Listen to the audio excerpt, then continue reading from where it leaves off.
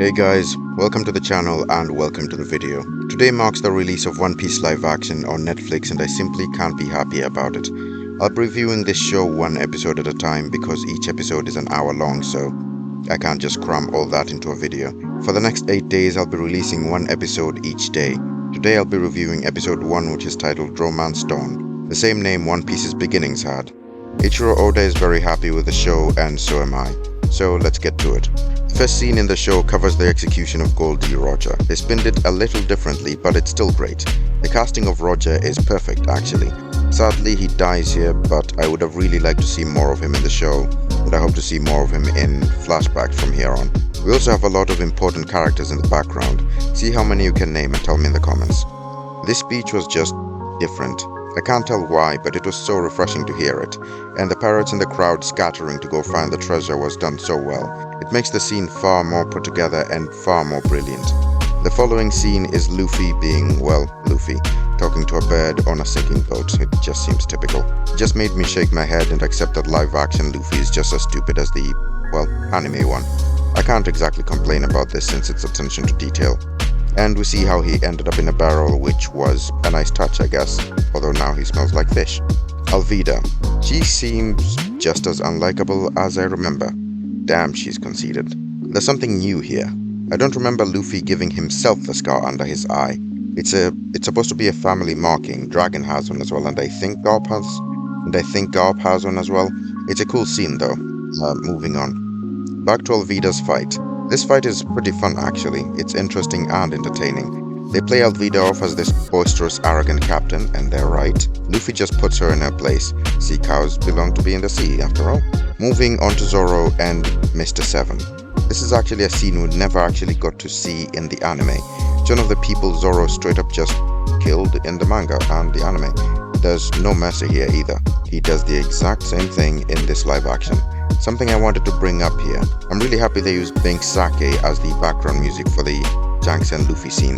This song is a staple of the One Piece memories, and hearing it just brings home the director's care about the show. Love to see this kind of detail. The Gum Gum fruit. It looks goofy and cartoony as one would have expected. We just kind of accept this kind of thing naturally. Alright, I've skipped over Kobe long enough. He's been done pretty well, I'd say. A nervous nerd with dreams and aspirations, and Luffy's his exact opposite except for the dreams part. It's a shame he's not a straw hat and never really will be. That's not a spoiler. Now to talk about Nami. She's just as shifty and tricky as ever. Her introduction shows her nature pretty well, I'd say. There's so much to learn about her character, but for now, she's a lying thief and does it well for episode 1.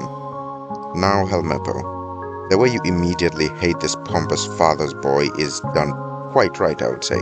Zoro serving him a good beating was justified, giving him that celestial dragon treatment. Always good to see. Fact he gets that from his father too is priceless. Do it again. I also want to talk about the dynamic between Luffy and Zoro. They're strangers in this scene and it almost seems like natural friendship.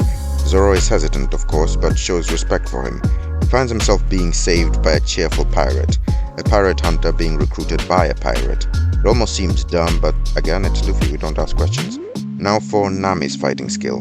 We don't often get to see Nami fighting so well in close quarters combat, but she handles marines pretty easily in this, and I like the change. Something I noticed while watching the episode that I never really thought about before. Luffy recruited a lot of people who weren't exactly fond of pirates. Nami hates them, Zoro hunts them, Sanji wasn't a big fan of them either. One can make an argument for Usopp though. He might have been a fan of them, he wanted to become a warrior of the sea, but not sure if that includes piracy. He did go along with it. And finally, the last thing I want to mention in the video is combat elements. Luffy maintains his Spider-Man style carefree attitude in combat. He's just smiling through all of it and just throwing punches everywhere. Nami is a natural. Like I said before, we never really see many powerful fight scenes with Nami fighting in close quarters combat, so this is perfect. And Zoro's fast-paced sword skills bring the trio together so well.